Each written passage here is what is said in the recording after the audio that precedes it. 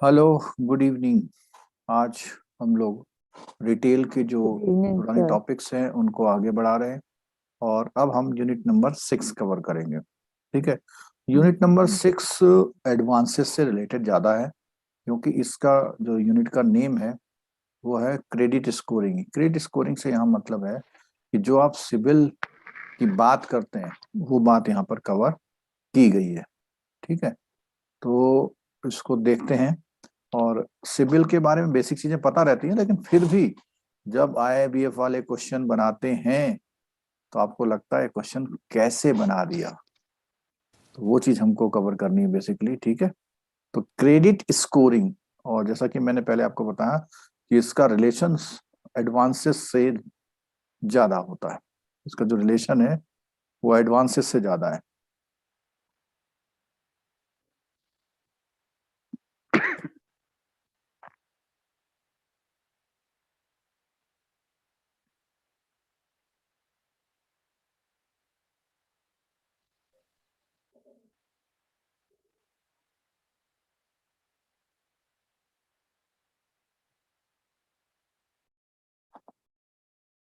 चलिए, सबसे जब तक मैं फाइल खोल रहा हूँ तब तक आप बता दीजिए कि इंडिया में कितनी क्रेडिट स्कोरिंग कंपनी है।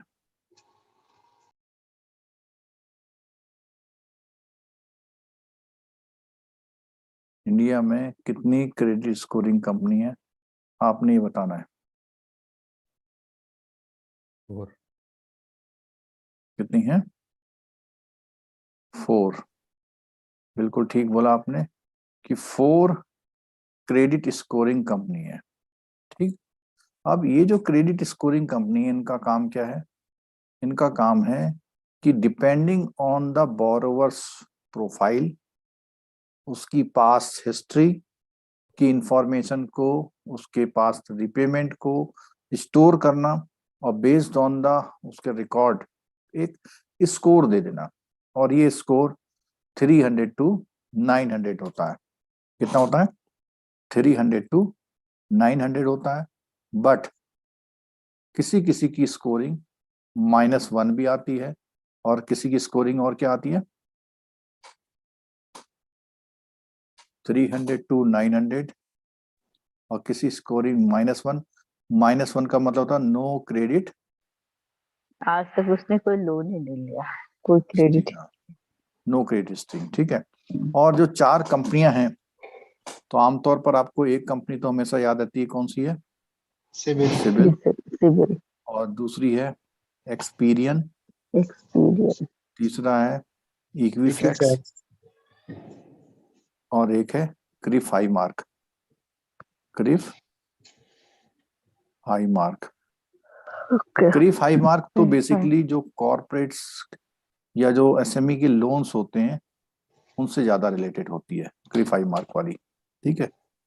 और सिबिल बहुत प्रोमिनेंट है। तो बैंकों में अलग अलग रूल हैं। कई बैंकों में तो ये है कि कभी एक रिपोर्ट खराब है तो दूसरी को देख लेते हैं। या कई बैंकों में ये रूल है कि 10 से लाख से ज्यादा का कोई भी लोन होगा तो 2 रिपोर्ट देखी जाएंगी। तो इस तरह से वो लोग वो करते हैं। ठीक है। तो अब बात करते हैं। छोटा टॉपिक है, लेकिन एक क्वेश्चन अगेन पक्का है इससे। तो यहाँ पर जो पॉइंट है यहाँ पे, तो पहली बात तो यहाँ पर ये basically the type of risk that are applicable to corporate credit are applicable to the retail credit. तो कॉर्पोरेट हो या रिटेल हो, सब में है। Type of the risk that triggers in the risk analysis are mention. तो risk कितने तरह के रिस्क हैं और उसमें क्या होता है? पहला है क्रेडिट रिस्क, आप लोग बहुत पढ़ लिए बीएफएम में, जहां फेल्स टू पे है।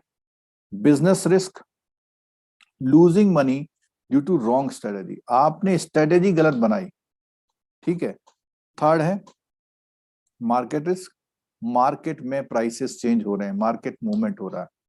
ऑपरेटिंग रिस्क या operational risk, processing failure and frauds. तो ये रिस्क आपके हो सकते हैं। ठीक है। अब यहां पर बात आती है क्रेडिट स्कोरिंग का कॉन्सेप्ट। तो जितने भी बोरोवर हैं उनको लो इंटरेस्ट रेट चाहिए, और लेंडर चाहता है कि मैं ज्यादा से ज्यादा में लोन दूं। तो ऐसा कौन सा स्केल बनाया जाए जिससे कि हम ये तय करें इसको कौन सा रेट देना है। ठीक है, the return a lender seeks factors in apart from his profit a premium of the risk he feels he bears of not being paid back. तो एक तो रिस्क प्रीमियम और एक profit. The risk perception is different और different borrower ideally should be determined by the their credit history, but till recently तो ये credit history इसकी available होती नहीं थी तो जज नहीं हो पाता था। फिर क्या हुआ, फिर कुछ कंपनियां आई, उन कंपनियों ने सारे बैंकों के जो मेंबर बैंक हैं उनके रिकॉर्ड को कलेक्ट किया, और कलेक्ट करने के बाद उसमें एक उसके बिहेवियर पैटर्न के हिसाब से वो दिया। ठीक है, तो ये आपका यहाँ पर देखो दिख रहा है, ये चारों जो रिस्क थे। ठीक है, कस्टमर फेल्स टू पे क्रेडिट, और मार्केट प्राइस चेंज होना मार्केट, प्रोसेसिंग फेलियर फ्रॉड ये, और losing money wrong strategy business business risk है। ठीक है, क्रेडिट स्कोर की बात है। अच्छा, इन कंपनियों को जो है CIC बोलते हैं, क्रेडिट इंफॉर्मेशन कंपनी बोलते हैं, और इनको जो रजिस्ट्रेशन है वो कौन देता है, RBI। अच्छा, ये रजिस्टर्ड कहां पर होती हैं, कोई बता सकता है? ये सारी कंपनीज हैं, ये कहां पर रजिस्टर है? कंपनीज एक्ट में। कंपनीज एक्ट में, ROC में। बट ये काम करने का लाइसेंस, क्रेडिट स्कोरिंग का लाइसेंस, वो कहां से मिलता है इनको, RBI से। आरबीआई और से। अब ये जो है RBI में के उसमें परव्यू में भी आ गई हैं, तो इसकी शिकायत कोई होती है तो वहां आप कर सकते हैं। In the country to give a free full credit report without any charge on request once in a calendar year. तो कोई भी इंडिविजुअल अगर एक साल में एक रिपोर्ट देता है, मांगता है, तो इनको फ्री प्रोवाइड करानी पड़ेगी। ठीक है, credit score takes snapshot of a customer's credit report and through advance analytics duns in the information into 3 digit number. तो 300 से 900 ये मैंने आपको बता दिया। ठीक है, इवोल्यूशन ऑफ क्रेडिट स्कोरिंग की बात करें तो सिंपल सी बात है यहाँ पर, lender chase growth, they were increasingly expanding to the lower income group. This calls for the sophistication to accurately assess the borrower, borrower की एबिलिटी को, रिपेइंग एबिलिटी को, और उसके लोन की करेक्ट प्राइसिंग के लिए उनको इन सब चीजों की जरूरत पड़ी। ठीक है,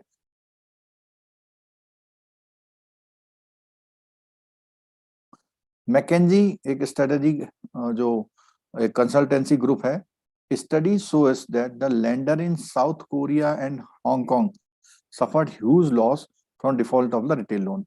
Individuals in Hong Kong who went bankrupt were holding on average 14 different credit card debt during। तो वहां पे क्या है, पहले रिटेल लैंडिंग आसान थी तो वहां पे कुछ डिफॉल्ट भी हो गए, उनकी रिपेइंग कैपेसिटी नहीं थी। ठीक है, क्रेडिट स्कोर में सम बैंक्स 700 प्लस को मानते हैं, बट कुछ बैंक 650 प्लस को मानते हैं, और कुछ बैंक कहते हैं स्कोरिंग से कोई मतलब नहीं, आपकी इनकम, एसेट और वो क्या है उन चीजों को देखकर भी वो चलते हैं। लेकिन फिर भी वो सिबिल रिपोर्ट निकलवाते हैं। क्यों? क्योंकि सिबिल रिपोर्ट में आपके सारे लोन्स लोन्स रिपेमेंट, और क्या होता है आप लोग बताइए कोई एक आध पॉइंट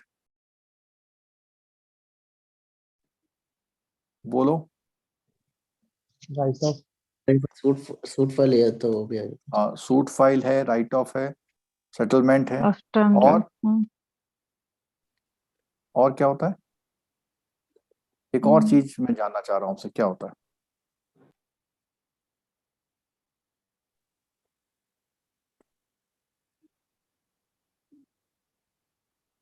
लेंडर्स इंक्वायरी, कि उस व्यक्ति ने कितने बार इंक्वायरी करी लोन की, तो ये भी वहां पर आ जाता है। ठीक है, और एक क्वेश्चन ये आता है कि CIC typically build scores using 3 historical data files. 3 files हैं, क्या बोलता है उसने? पहला तो बोलता है प्रीवियस ट्रांजेक्शंस, रिपेमेंट, और तीसरा क्या बोला जो मैंने बताया था, inquiries, previous searches and inquiry, 3 चीजें आई। तो इसमें अगर हम ब्रीफली देखेंगे जितने हमने पॉइंट लिखे थे, तो बेसिक इंफॉर्मेशन तो, बट वहां पर लोन्स, रिपेमेंट और लेंडर्स इंक्वायरी, 3 बेसिक चीजों के हिसाब पे वो बनाता है। ठीक है,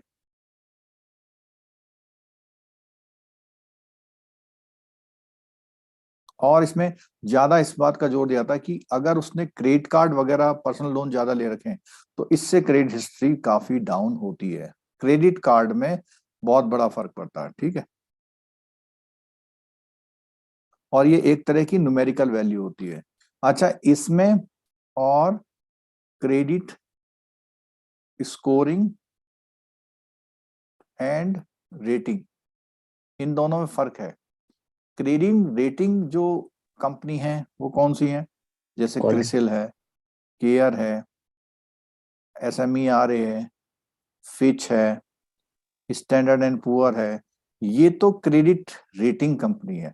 ये किसी कंपनी के कई सारे पैरामीटर को देख के उस कंपनी को रेटिंग देती हैं। बट क्रेडिट स्कोरिंग है कि उस बंदे के या कंपनी के। अच्छा, ये ध्यान रखना कि जो क्रेडिट रिपोर्ट, सिविल रिपोर्ट होती है वो इंडिविजुअल की भी होती है और किसी कंपनी की भी होती है, ठीक है।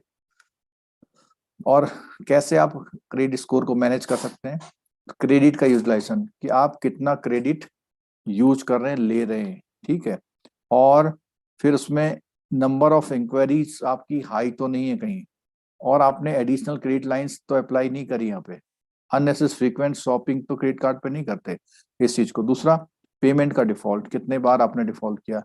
ट्रेड एट्रीब्यूट्स, आप कितने साल पुराने से लोन लेना शुरू किए थे और आज भी लोन लेते हैं, रिपे करते हैं। Do you have mix of its, all credit cards, history of consistent repayment, ये है। Positive side of credit score, good credit score will indicate the borrower in his financial matter. तो उसने बोला हुआ कि एक तो उसके फाइनेंशियल डिसिप्लिन का एविडेंस मिलता है।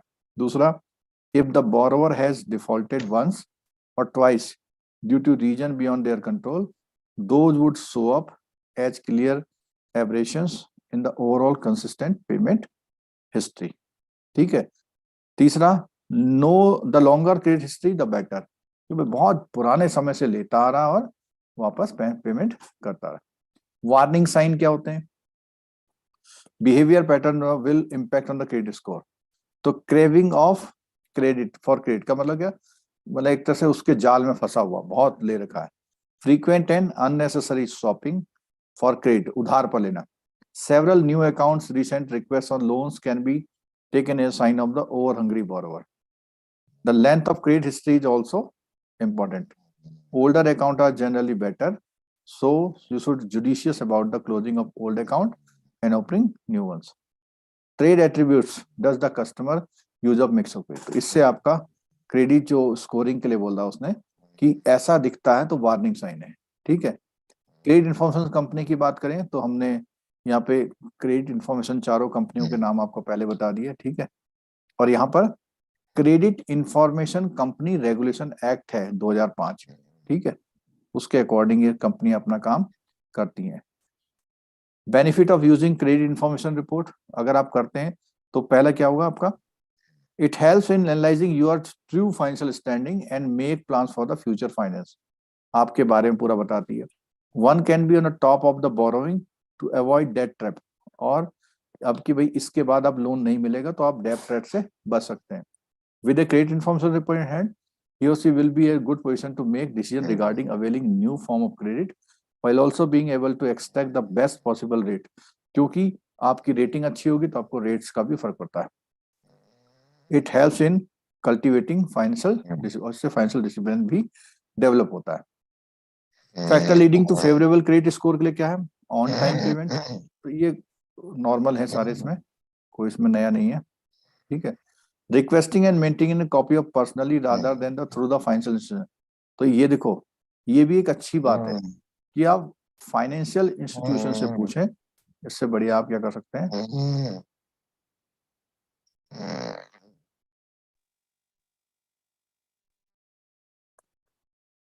तो उसने बोला हुआ है कि आप फाइनेंशियल इंस्टीट्यूशन के थ्रू ना करें, क्या करें, अपना खुद रिक्वेस्ट। आपको मालूम है आप खुद भी अपनी सिबिल निकाल सकते हैं। जी सर। यस जी तो सर। आप खुद भी अपनी सिबिल निकाल सकते हैं और सर सिबिल वो जो निकाल, दिखाता है SBI के क्रेडिट कार्ड का जो ऐप है उस पे क्रेडिट स्कोर दिखाता है, वो क्या सही रहता है? ना वो वाली नहीं, वो नहीं। आप अपना सिबिल में 1 मंथ का, 6 मंथ का या 12 मंथ का सब्सक्रिप्शन लेकर के भी सिबिल निकाल सकते हैं। और ये जो आप सिबिल निकालते हैं, इस सिबिल का कोई भी रिकॉर्ड इंक्वायरी के फॉर्म में नहीं आता। मतलब अगर आप बैंक से लोन अप्लाई करेंगे तो उसमें एक इंक्वायरी आ जाएगी, बट खुद आप एक अपनी रिपोर्ट 10 बार भी निकालेंगे तो भी आपको कोई प्रॉब्लम नहीं आएगी। मतलब आपके नंबर नहीं माइनस होंगे, आप एनालाइज कर सकते हैं अपनी रिपोर्ट के बारे में। ठीक है।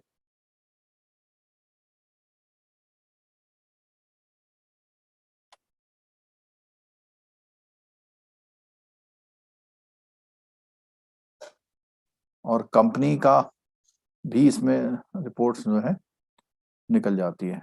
ठीक है।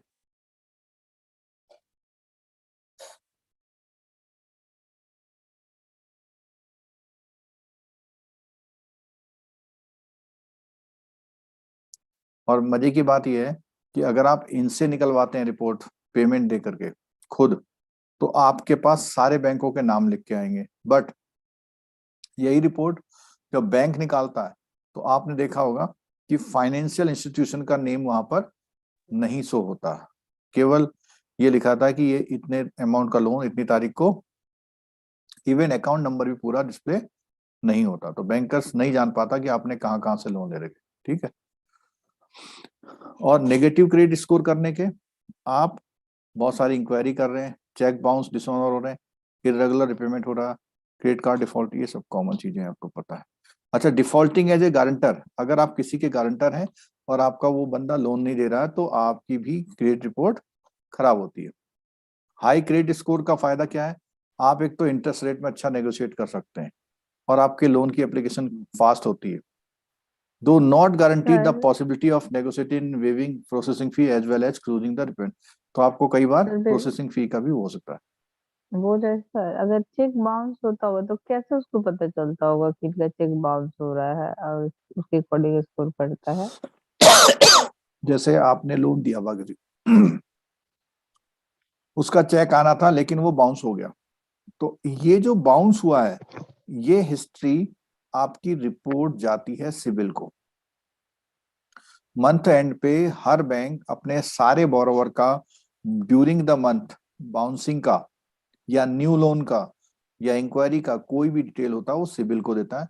सिबिल उन सब लोगों की रिपोर्ट को एक रिपोर्ट बनाता है और कुछ कॉमन चीजें, आधार कार्ड, पैन कार्ड, डीएल और वोटर आईडी, ये सब चीजें डाल के पैन नंबर आपको पता लगाता है कि हाँ इस नाम के 4 अकाउंट है, उसके फादर नेम भी मिल रहे, डेट ऑफ बर्थ, तो चारों को एक साथ दे देता है और उसको एनालाइज करके देता है। ठीक है।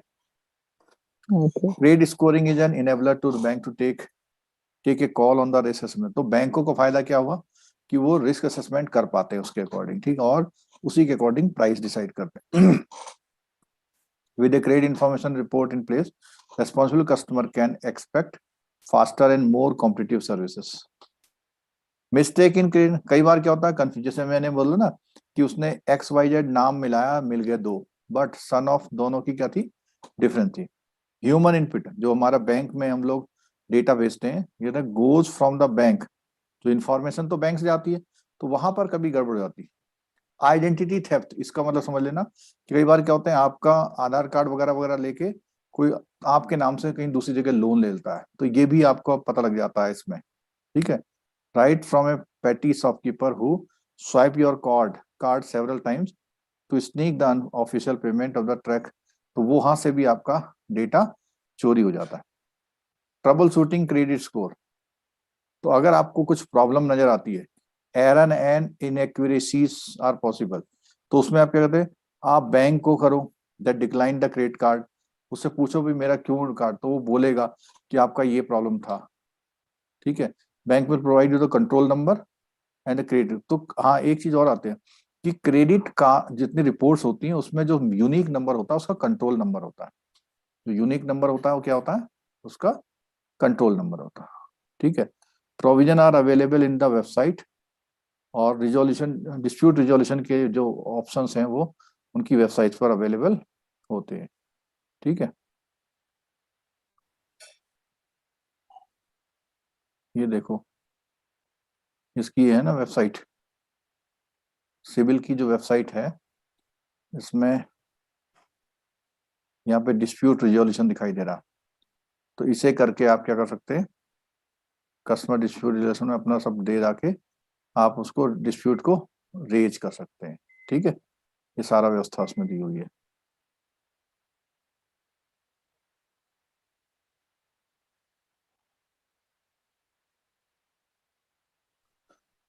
हाँ, कंट्रोल डिजिट है 9 डिजिट यूनिक नंबर। अच्छा, ये एक बात बता दूं आपको, ये अब 9 डिजिट का नहीं रह गया है, बहुत लंबा चौड़ा होता है, पता नहीं इसमें क्यों 9 डिजिट का लिखा हुआ है। जो कंट्रोल नंबर होता है ना, वो 9 डिजिट से बहुत ज्यादा भी होता है, पर पुराने जमाने में 9 का होता होगा। किसी ने देखा कंट्रोल नंबर 9 से भी ज्यादा होता है। CIC requires the number because it enables to view the exact detail. और ये नंबर क्यों चाहिए, उस नंबर से मैच करता है आपका पूरा, कि क्या आपका जो रिकॉर्ड आप दे रहे हैं उसमें कितनी बात सच है और कितनी बात गलत है, इस बात को वो देता है। ठीक है, तो यूनिट नंबर 6 में था ना, बट बिलीव करिए एक क्वेश्चन पक्का है वहां पे, कैसे आप गलत करते हैं सही करके करते हैं ये आपको वहां पता लगेगा। धीरज जी क्लास में है?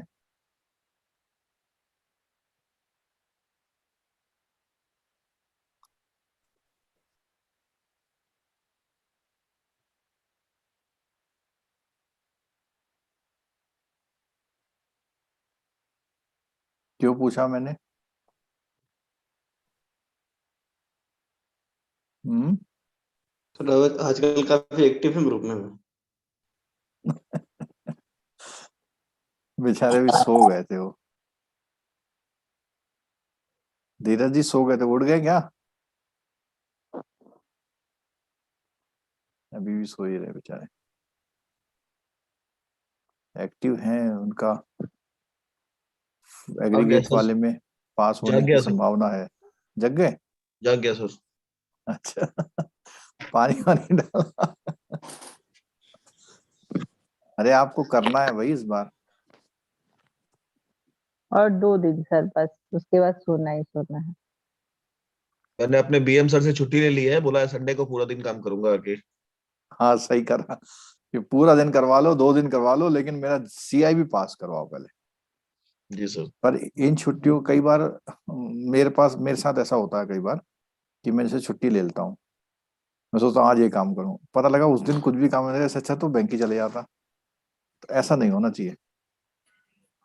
नहीं सर, हम लोग तो सर पिछली बार दो दो, हम भी 2-2 छुट्टी लेके पड़े, सिर्फ 2 छुट्टी कम से कम 50-50 तो आ गया ना सर।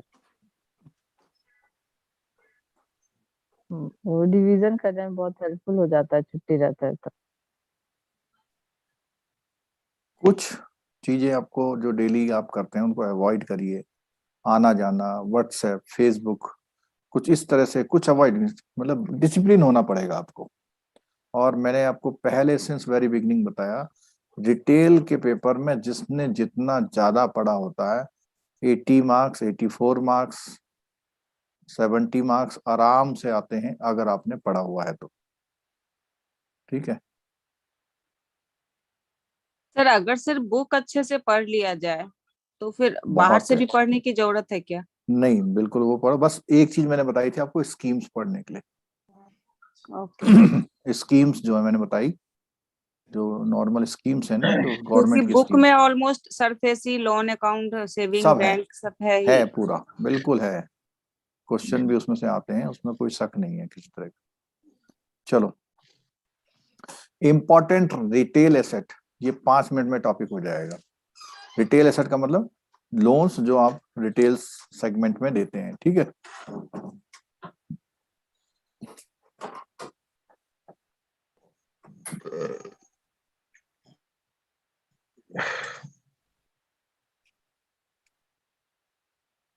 एक ये देखना जरा, acquire house hold article along with the house flat for furnishing the house. तो ये भी एक लोन्स होते हैं जिसमें आपको फर्निशिंग के लिए भी लोन मिलता है। और आपको मालूम है कि सोलर के लिए भी लोन मिलता है। है, सोलर के लिए भी मिलता है, जी सर। फ्रिज के लिए भी मिलता है और सर। 10 लाख तक का सोलर का लोन किस में काउंट होता है? वो प्रायोरिटी सेक्टर है। Priority priority sector. सेक्टर में होता है, ठीक है। और इसका प्रोजेक्ट होम लोन से अलग बनता है, हम्म, ठीक है। और अगर यही पावर जनरेशन वाला है तो प्रायोरिटी में कितना आता है? ज्यादा आता है 205, इसका मुझे 50, कंफर्म करिए, 50 या का। तो 1 करोड़ है या 5 करोड़ है या 2 करोड़ है, जल्दी जल्दी हाँ, से बताओ। 1 या 5 करोड़। बताओ, ये क्वेश्चन आ टू सकता है। करोड़ 2 करोड़ तक है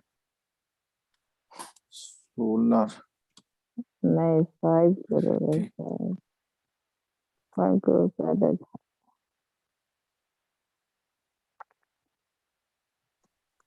30 करोड़ 30। 30 तो नहीं है, 30 नहीं, 5 तक होगा, 5 करोड़ तक।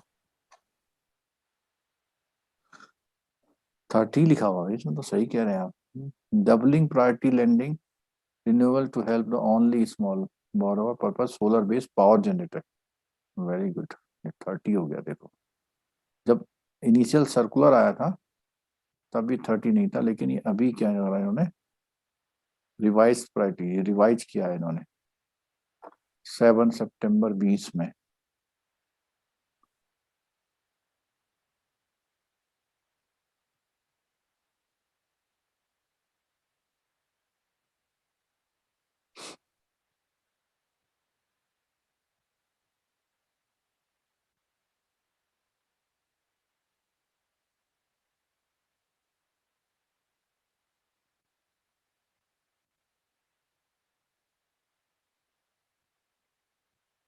तो 50 करोड़ है यहाँ तो सर। हम्म, हाँ, देखिए सर, लाइन एक लिखा था ना, 50 करोड़ का लिखा था फर्स्ट लाइन में। वो 50 करोड़ तो स्टार्टअप था। हाँ, startup. Sir 50 crore startup priority sector में है। हाँ, एग्रीकल्चर का भी और सोलर में। एसएमई का भी, दोनों। हम्म।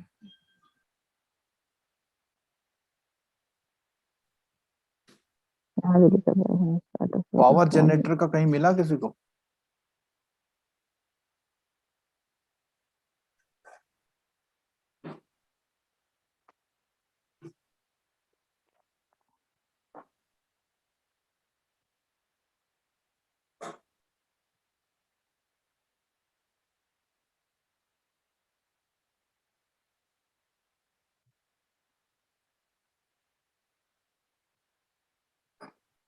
The revised last week double the loan limit for the renewable sector under priority sector lending 30 crore.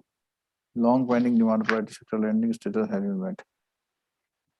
30 crore तक का जो प्रोजेक्ट है वो it will be counted in priority sector, ठीक है। और घर के ऊपर जो लगाएंगे आप, वो 10 लाख तक का है, बट वो कंजम्पशन के लिए, ठीक है। और हाउसिंग लोन की बात करेंगे तो ये HUF को भी मिल रहा है, ठीक है, NRI को भी मिल रहा है। एक क्वेश्चन अक्सर आता है, NRI को इसमें से कौन सी बेनिफिट नहीं मिलते हैं, तो आप आंसर देंगे किसको? NRI को ही मिल रहा है, ठीक है। अच्छा, एक क्वेश्चन आपका आ सकता है, सब लोग अलर्ट हैं तो सुन लीजिएगा, जिसमें LTV 80 to 90 है, वहां पर रिस्क वेट कितना है? 50%। और जहां पर LTV लेस देन 80 है, वहां पर कितना है? 30। 35। ये पहले था, ये अभी 31 मार्च 2023 तक अपडेट कर दिया। कल ही मेरे को आया था इसका नोटिफिकेशन। 31 मार्च 2023 तक जो रिस्क वेट है हाउसिंग लोन में, वो LTV 80 से 90% तक का दे रहे हैं, तो इतना है।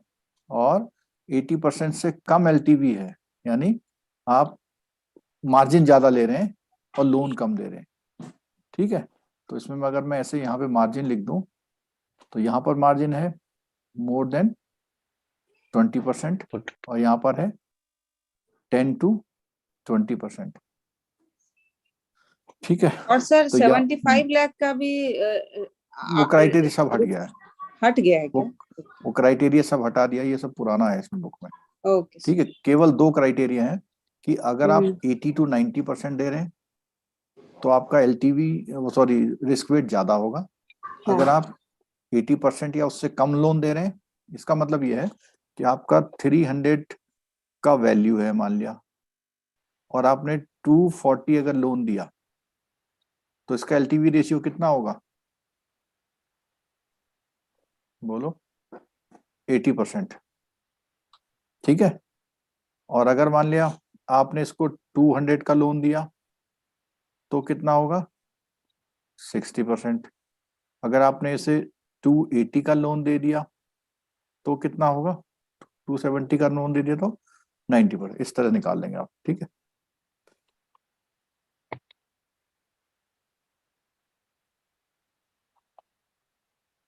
और रिपेमेंट अधिकतर केसेस में 70 साल देते हैं।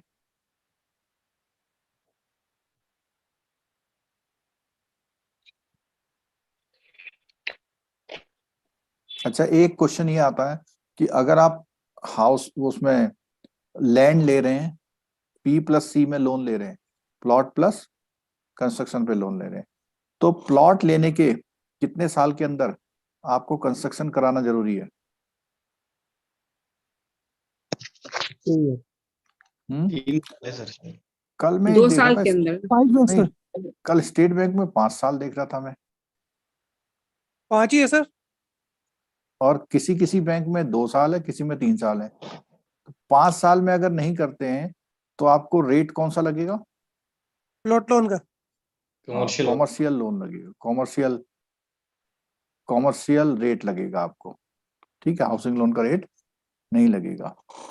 अच्छा, एक कोई क्वेश्चन कल परसों पूछ रहा था ना, प्लॉट प्लस कंस्ट्रक्शन में उसने प्लॉट लिया था, तो पूछ रहे थे इनकम टैक्स पर रिबेट क्या मिलेगा? क्या आंसर दिया था मैंने? 0। 0। लैंड के लिए रिबेट नहीं मिलता।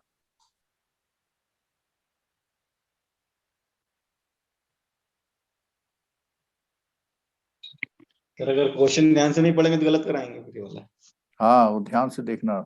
अच्छा, ये जब हम प्रायोरिटी सेक्टर पढ़ रहे थे तो इसमें रिपेयरिंग के लिए क्या है रूल? रिपेयरिंग के लिए भी आपको लोन्स का वो है, कितने पर है? एक तो रूरल एरिया पे है और एक अर्बन एरिया पे। बताओ जरा। तैयारी नहीं कर रखी, इसका मतलब प्रायोरिटी सेक्टर का सर्कुलर नहीं पढ़ा, गलत कर रहे हैं आप। रिपेयरिंग पर कितने लाख तक का वो हो सकता है?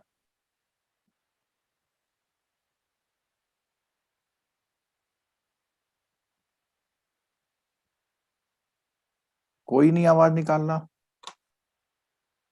1 और 5 लाख है या 6 और 10 है? 5 और 10। 5 और 10। 5 लाख का कहाँ पर? रूरल में। और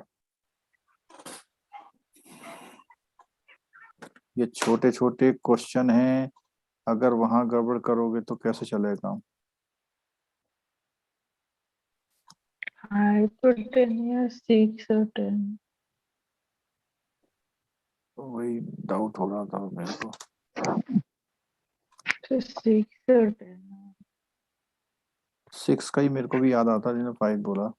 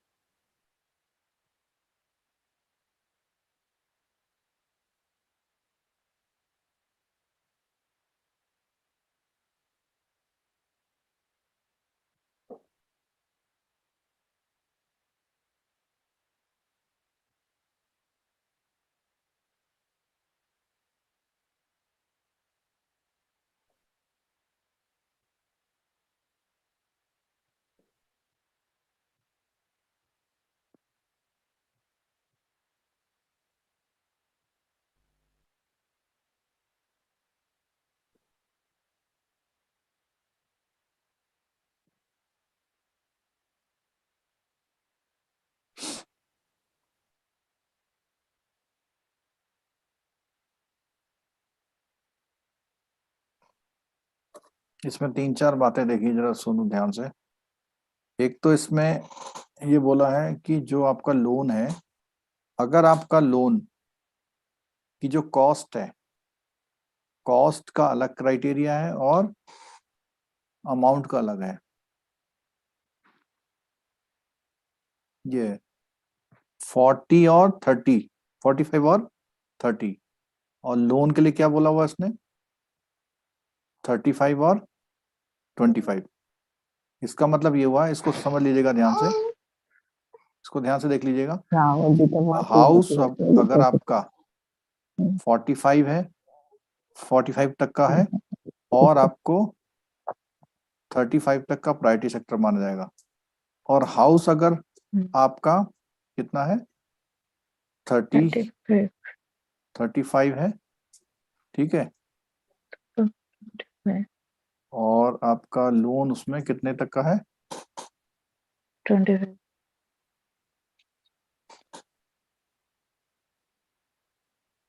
30 है, और लोन आपका 20, ये है। ये देखो 30 और 25 ये है, और 45 और 35 ये है। ये पुरानी वाली लिमिट तब बताए थे कि 35 कॉस्ट होगा तो उसका 25 होगा अदर सेंटर्स में, मतलब मेट्रोपॉलिटन में। 35 कॉस्ट होगा तो हाउस का लोन अमाउंट 25 है। हाँ, तो इसको हमें फिर करेक्ट करना पड़ेगा, अगर मैंने ऐसा बताया था ना। ये वाला सही है, ये जो 45 कॉस्ट है उसका 35 लाख, ये तो तो वो ठीक है तो यार, सही है। नहीं पर ये सर्कुलर तो कह रहा है और ये वाला 30-25, तो हमने कोई गलत बता दिया था कभी क्या? और जो प्राइवेट सेक्टर लैंडिंग में जो क्लास में हुआ था उस वो सर्कुलर के अकॉर्डिंग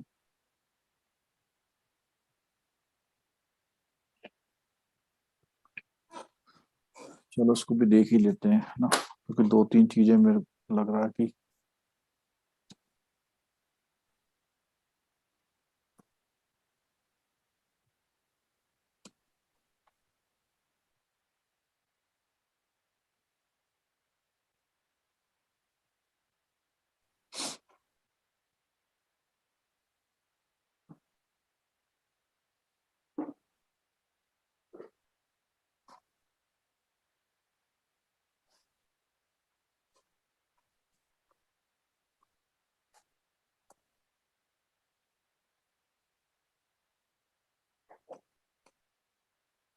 ये है, देखो वही जो अभी हमने देखा वही है, जो अभी हमने देखा।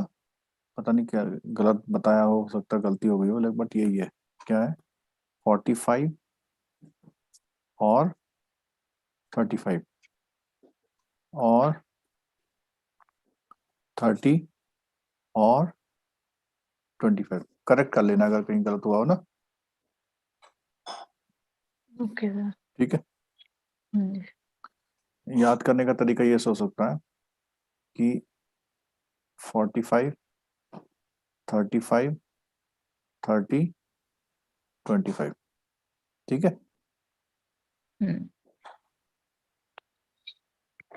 और इसी में हमारा रिपेयरिंग वाला भी देख लो, हाँ ये है 6 और 10 है ना, हाँ 6 और 10, 6 लाख और 10 लाख, ठीक है। और हाँ, इसमें प्रायोरिटी सेक्टर में एक चीज और है कि अगर स्लम एरिया वाले हैं ना, जो स्लम एरिया वाले जो प्रोजेक्ट बनेंगे उनके लिए है, और कई सारे ऐसे एरियाज हैं जहां पर आप एक ये 60 स्क्वायर मीटर वाला हाउस बनाएंगे, not more than 60 square metre का अगर आप यूनिट बना रहे हैं, और आपने किसी एजेंसी को फाइनेंस किया हुआ है, और वो एजेंसी कैसे घर बना रही है, ऐसे अफोर्डेबल बना रही है, तो वहां पर इसको आप लोग प्रायोरिटी मानेंगे। सपोज कीजिए आपने उसे 50 करोड़ का लोन दे दिया, किसको, किसी एजेंसी को, जैसे हुड को है, आपका डीडीए है, आपका एमडीडीए है, ये कोई भी, ठीक है। और बस एक बात का ध्यान रखना है कि जो कारपेट एरिया 60 है, तो उसमें जो एरिया है वो कम से कम कितना यूज होना चाहिए, कितना यूज होना चाहिए? 50%। इसका मतलब ये है कि आपका अगर 200 का एरिया है और आपने 60 स्क्वायर मीटर अगर हाउस बनाया है तो ये उसमें नहीं आएगा। क्यों? क्योंकि ये डबल से ज्यादा आपने वैकेट छोड़ रखा है। आपको कम से कम कितना एरिया यूज करना है? बोलो। 50%। 50% एरिया जरूर यूज करना है, नहीं तो क्या करेंगे लोग, बड़ी बड़ी जमीन लेंगे और 60 स्क्वायर मीटर बना के आपसे प्राइवेट सेक्टर का फायदा ले लेंगे बैंक। ठीक है। पीएमएवाई में देखा आप लोगों ने? क्योंकि इसकी लास्ट डेट जो थी कब तक थी? 31 मार्च 2022। और इसमें जो है central nodal agencies, housing and urban development corporation, national housing bank, और नेशनल हाउसिंग बैंक इनकी सेंट्रल नोडल एजेंसी है। ये सब लोग मिलजुल के इसमें काम करेंगे। और कितनी कैटेगरी थी इसमें? EWS, LIG और MIG 1 और MIG 2। अब करेंटली जो है MIG के लिए MIG इसलिए 19 तक इफेक्टिव थी, बट अब सबके लिए हटा दी गई है। इसको फिर भी देख लेना अटल आवास योजना को। ठीक है। 4 कैटेगरी हैं, जो आप रिवाइज करोगे पलट के जरूर देख लेना इसको। ये होम इम्प्रूवमेंट का, रिपेयर का आ गया। और होम पे इम्प्रूवमेंट में जो मार्जिन रखते हैं बैंक वो थोड़ा ज्यादा रखते हैं। मॉरिटोरियम क्या रखते हैं? थोड़ा सा कम रखते हैं। क्या हुआ तुमको?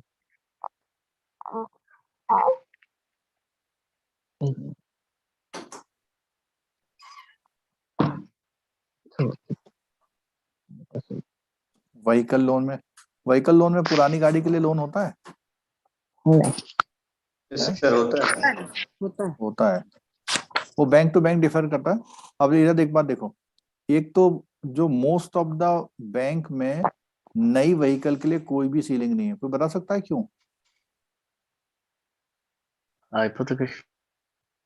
इसलिए कि गाड़ियों की कीमत ऑलमोस्ट जग जाहिर है। मींस कोई भी गाड़ी होगी तो उसकी वैल्यू लोगों को पता है कि ये 70 लाख की, 80 लाख की है। और मैक्सिमम महंगी गाड़ी 2 करोड़ 3 करोड़ की है। तो बहुत ज्यादा मोदी जी के लिए कोई गाड़ी आएगी तो 20 करोड़ की होगी, लेकिन उससे ज्यादा महंगी गाड़ियां आमतौर पर अवेलेबल नहीं है। तो इसलिए फाइनेंस, इसलिए वो उनकी रिपेइंग कैपेसिटी पर कर देते हैं। ठीक है। मार्जिन में भी लिखा हुआ देखो, जो सेकेंड हैंड गाड़ी होती है उसमें 25 से 30% होता है, नई गाड़ियों में 10% तक होता है। और RTO में रजिस्ट्रेशन, हाइपोथिकेशन और इंश्योरेंस, ये तीनों चीजें जरूरी होती हैं। अधिकतर बैंकों ने 4 व्हीलर के लिए 7 ईयर और 2 व्हीलर के लिए 5 to 6 ईयर किया होता है। पर्सनल लोन हो गया आपका। एजुकेशन लोन कितने तक का वो है इसमें प्राइवेट सेक्टर में?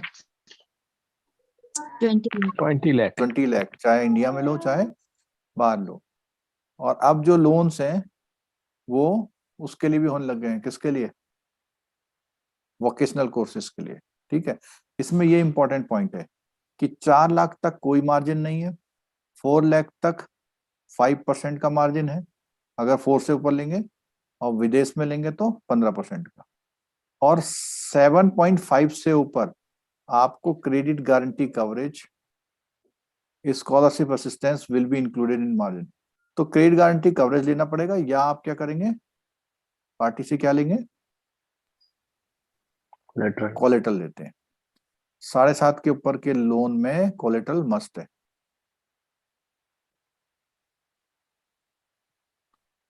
4 to 7.5 में यहां पर आपको को बोरोवर और कोलेटरल लेनी है, बट 7.5 में आपको टेंजिबल कोलेटरल लेनी है। टेंजिबल कोलेटरल का मतलब प्रॉपर्टी, फिक्स डिपॉजिट, ये सब कुछ। और रिपेमेंट में 1 साल का रिपेमेंट मिलता है कोर्स पीरियड के बाद। जो लोग ड्यूरिंग कोर्स इंटरेस्ट का पेमेंट करते हैं उनको 1% की क्या मिलती है? सब्सिडी। सब्सिडी मिलती है। सब्सिडी नहीं बोलते, इसे छूट बोलते हैं। सब्सिडी में तो ये होता है कि गवर्नमेंट से आती है, लेकिन इसमें गवर्नमेंट से नहीं आती। बैंकों को बोला हुआ है कि आप उसमें क्या करेंगे, 1% की, ये लिखा हुआ, 1% interest concern may be provided by the bank. Government कुछ नहीं दे रही। If the interest is service during the study period, government इसमें कुछ नहीं दे रही।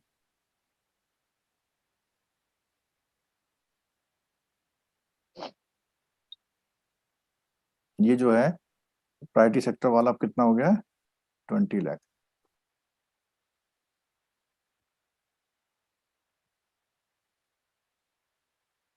ये एक दिया हुआ देखो जरा, central sector interest subsidy. Government of approved a scheme to provide full interest subsidy during a period of moratorium. Course period plus 1 year of education loan taken by the scheduled bank under the Model Education Loan Scheme of Indian Bank Association. ये IBA की model education loan scheme है, belonging to economically weaker section from scheduled banks under the education. तो economically weaker section अगर लेंगे, IBA की इस scheme में लेंगे, तब उनको क्या पड़ा, इंटरेस्ट की क्या दे रहे हैं, subsidy. The benefits of the scheme would be applicable to the two student belonging to economically weaker section with an annual gross parental income जिनकी जो है 4.5 लाख से कम हो। अंदर लोन हो गए। हाँ, एक इसमें बात आती है कि जो आपके लोन्स प्रोसेसिंग है वो स्टैंड अलोन मॉडल होगा या सेंट्रलाइज मॉडल। स्टैंड अलोन में क्या होगा, ये सिंगल प्रोडक्ट पे बात हो रही ब्रांच है, लेवल। ब्रांच से देख ले, ब्रांच लेवल पे हो रही है। और सेंट्रलाइज में सारी प्रोसेसिंग आपकी एक जगह जा रही है। अब यहाँ पे अलग अलग नाम दे रखे हैं उन्होंने प्रोसेसिंग सेल के, retail loan factory, retail loan processing centre, और रिटेल एसेट प्रोसेसिंग सेंटर, और रिटेल लोन हब, अलग अलग नेम दे रखे।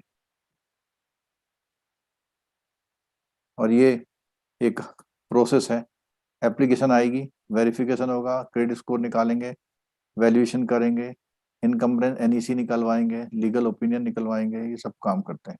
ठीक है,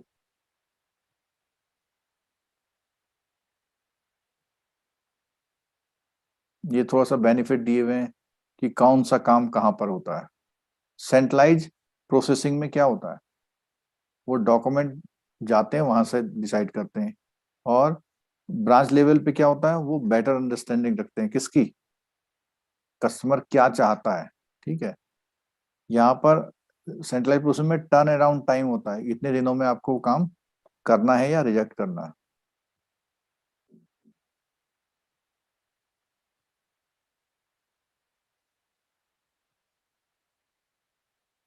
और जैसे ये एसेट के प्रोडक्ट थे, तो उसी तरह प्रोडक्ट आएंगे किसके, एसेट के प्रोडक्ट के बाद लायबिलिटी के प्रोडक्ट। लायबिलिटी का मतलब डिपॉजिट में कौन कौन सी स्कीम है।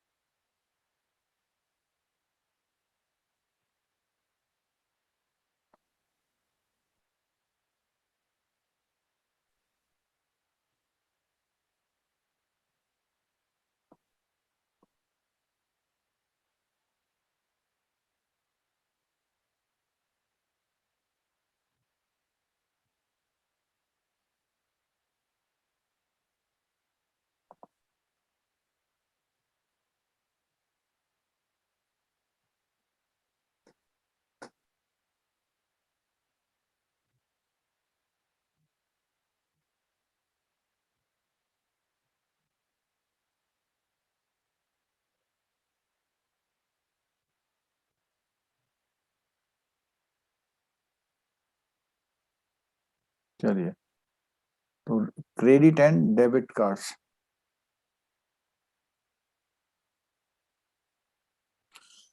तो क्रेडिट डेबिट कार्ड्स में से आपके 1-2 क्वेश्चंस इसमें से पक्का आते हैं। पक्का आते हैं मीन्स पक्का आते हैं।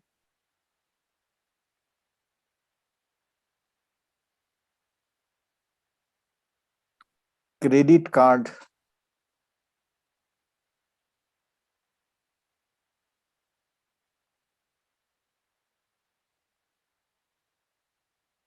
क्रेडिट कार्ड का जो पेमेंट है करते हैं आप, या तो वन टाइम पेमेंट कर सकते हैं या आप उसकी ईएमआई भी बनवा सकते हैं जो आपने खरीदारी करी ना।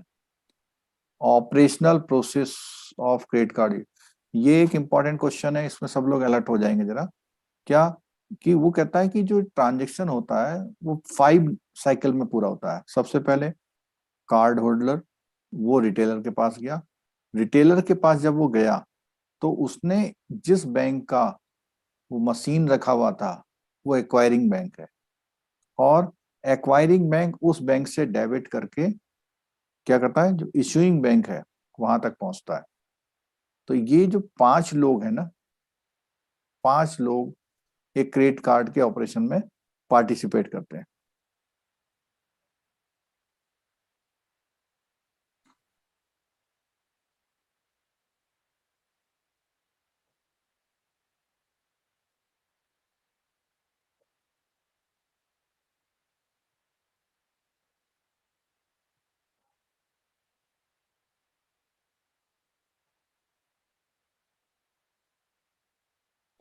अच्छा ये बताइए कि क्रेडिट कार्ड की जो शिकायत है वो कहाँ की जाती है?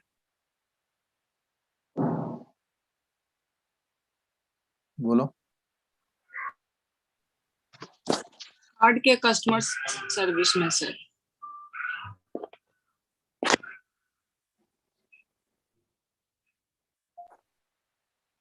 ओम्बड्समैन में जो शिकायत होती है, क्रेडिट कार्ड में कितने लाख तक का कंपेंसेशन देती है? 1 लाख। ओम्बड्समैन 1 लाख तक। 1 लाख। और वैसे अदर सर्विसेज के लिए 20 लाख। 20 लाख तक।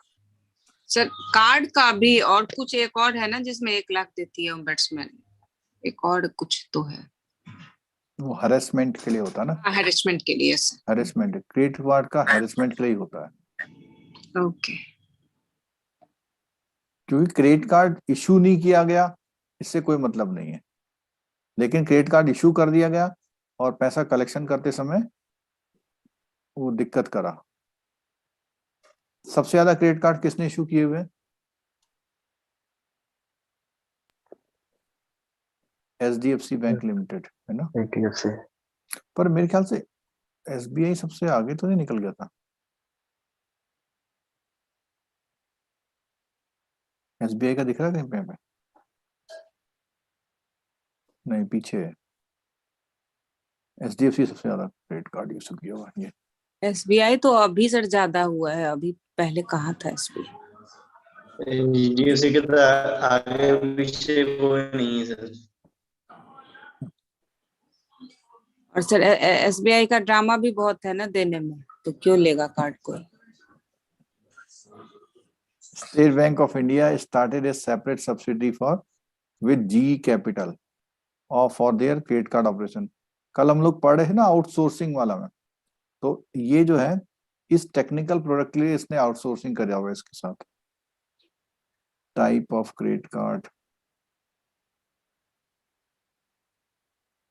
को ब्रांडेड कार्ड जहाँ पे जैसे आईआरसीटीसी का उसमें लगा हुआ या कुछ और लगा हुआ साथ में, उसको बेनिफिट मिलते हैं वहाँ पे।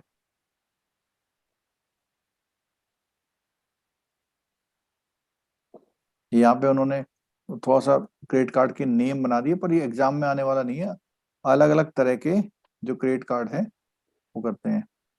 और यहाँ पर इसने union bank of India association with NPCI has launched a 2 variant rupee credit card, rupee platinum और रुपी सेलेक्ट। तो यहाँ पर रुपए के भी जो है क्रेडिट कार्ड आने, पहले तो डेबिट कार्ड थे ना केवल। अच्छा ये जो क्वेश्चन है यहाँ पे, ये ऐसा नहीं आएगा कि कौन कितना चार्ज लेता है, क्योंकि वो हर बैंक के फीचर्स अलग अलग होते हैं। और जो क्रेडिट कार्ड है वो ग्लोबली वीजा मास्टर के हैं, और जो इंडियन ब्रांड है वो रुपए का है। और 20 से 50 डे तक वो क्या देते हैं, फ्री क्रेडिट पीरियड देते हैं। कई बैंक क्या करते हैं, रिवार्ड पॉइंट देते हैं, रिवार्ड पॉइंट। तो जितने पॉइंट इकट्ठे हो जाते हैं फिर वो बोलते हैं कि इतने पॉइंटों पर आप ये आइटम ले सकते हैं, इतने पॉइंटों पर ये आइटम, ऐसा कुछ।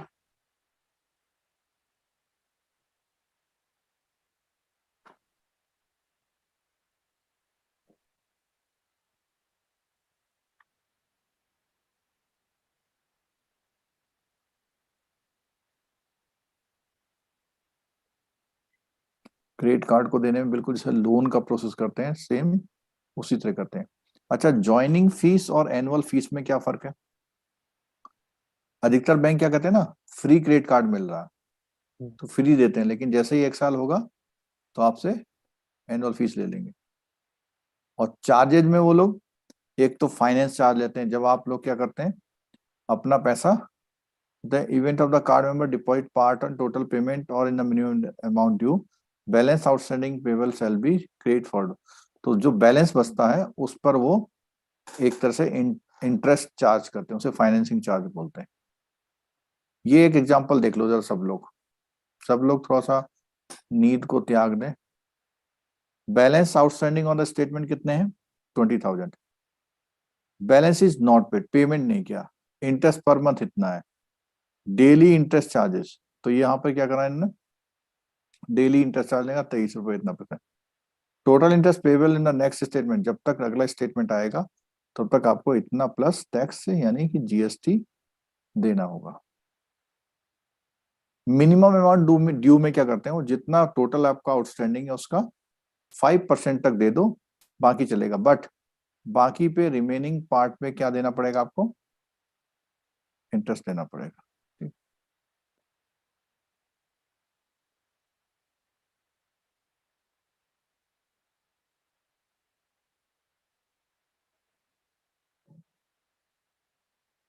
ये जो केस स्टडी टाइप का, इसको क्वेश्चन को देख लो। Your statement date is 2nd of every month. Your 2nd October statement will contain all the transaction have been billed between the 3rd September. तो इस बीच में जो भी ट्रांजेक्शन करेंगे वो आएंगे। You have to pay 22 days time and the card due date shall be fixed based on that. अब इसमें क्या दिया देखो, इफ यू मेक एक 3rd अक्टूबर को ट्रांजेक्शन किया, वो कौन से स्टेटमेंट में आएगा आपके, 2nd नवंबर में। And the payment due will be 20 day, मतलब 2nd के बाद भी 22 डेज मिलते हैं। But if the payment in fall in not paid by due date, तो इंटरेस्ट कब से चार्ज होगा आपको, कोई बताएगा कब से चार्ज होगा? Date of purchase, 3rd of October date से, of ठीक है। transaction. एनुअलाइज परसेंटेज रेट, तो वो लिखते तो हैं 3.1%, लेकिन एनुअलाइज अभी इसने बोल दिया है आईबीए ने कि अब आपको जो कार्ड वाला होगा उसमें कहीं पर ये लिख के दिखाएगा कि एनुअलाइज परसेंटेज रेट, क्योंकि वो 3.1% लिखता है तो लोग समझ नहीं पाते हैं, ठीक है। तो पर मंथ का मतलब उसको आपको 12 से मल्टीप्लाई करना पड़ेगा।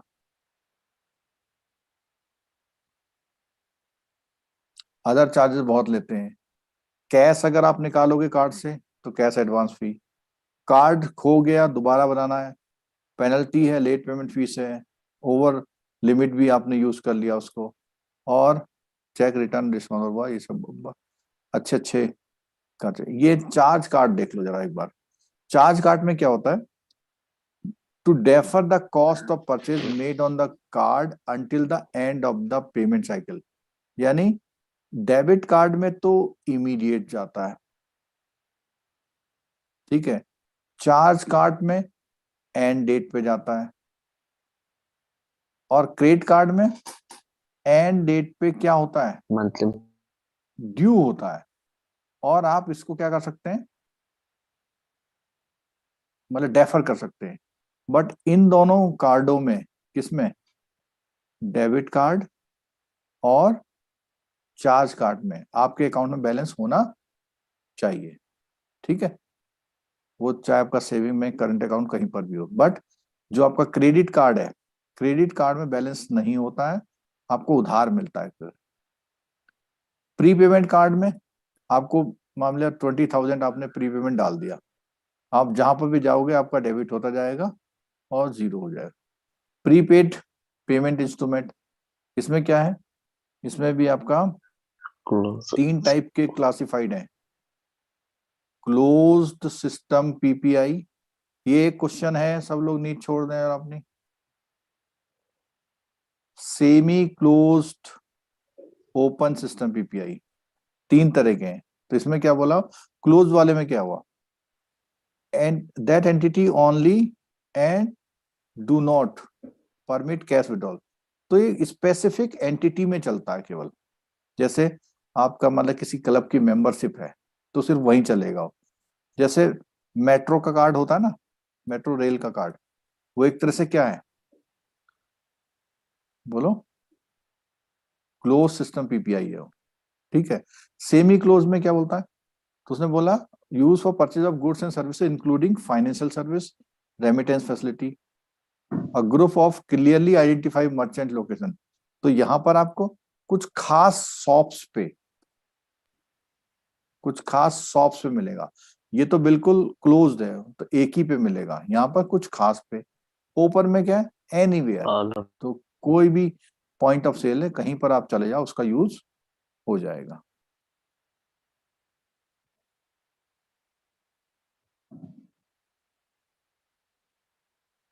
पीपीआई में कैश होल्डिंग लिमिट कितनी बताई है, 50,000 इसने, ठीक है।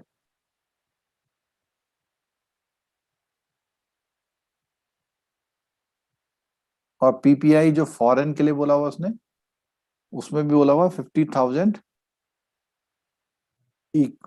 रुपीज के इक्वलेंट, उतना आपका वहां जाएगा। डेबिट कार्ड तो आपको पता है।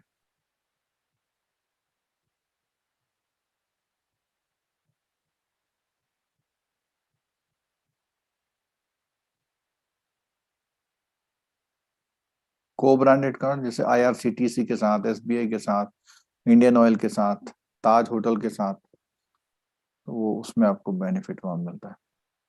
कॉन्टेक्टलेस कार्ड, इसको देख लो जरा आप, इंस्टीड ऑफ डिपिंग और स्वाइपिंग, तो अभी आपको कार्ड क्या है उसके अंदर या तो स्वाइप करते हैं या उसके बाद इंसर्ट करते हैं, तो इसने कहा कॉन्टेक्टलेस, उसने कुछ नहीं करना है, उसने नियर फील्ड कम्युनिकेशन टेक्नोलॉजी होती है, ये पॉइंट ध्यान रखना, नियर फील्ड कम्युनिकेशन टेक्नोलॉजी कार्डों में होती है। ये कार्ड उसके आसपास ही आप वेव करोगे तो भी काम हो जाता है, मतलब केवल उसमें सिग्नल से ही वो पकड़ लेता है। जैसे आपका वो नहीं था गाड़ी का वो कट जाता है टोल टैक्स, उसके हिसाब से, ठीक है। चलो अच्छा, एक बात मैं बताना भूल गया, कल सुबह क्लास नहीं होगी, सुबह क्लास नहीं होगी। आप लोग अपना अगर जो कैपेसिटी है तो अभी पढ़ें, सुबह उठ के पढ़ें, और कल शाम को भी होगी। तो हमारा 8 यूनिट हो गई है, कल काफी कर लेंगे, हो जाएगा, मतलब जितना हमें कराना है उतना हो जाएगा। फ्राइडे को थोड़ा ज्यादा कर लेंगे, ठीक है। सर पैरा बैंकिंग में क्या क्या आता है? पैरा बैंकिंग में आपका इंश्योरेंस हो गया, म्यूचुअल फंड हो गया, और डीमेट सर्विसेज हो गया। मतलब जितने भी आउटसोर्स सर्विसेज है सारा, हाँ वो सब कोर सर्विसेज बैंकिंग, को छोड़ के, बैंकिंग के साथ फाइनेंशियल सर्विसेज जो सब पैरा बैंकिंग। एडवाइजिंग मतलब आती है, पोर्टफोलियो मैनेजमेंट आता है। जैसे कि सेविंग बैंक अकाउंट, एफडी, ये सब नहीं आएगा ना? नहीं, ये तो नॉर्मल कोर बैंकिंग है आपकी। हाँ, वही कोर को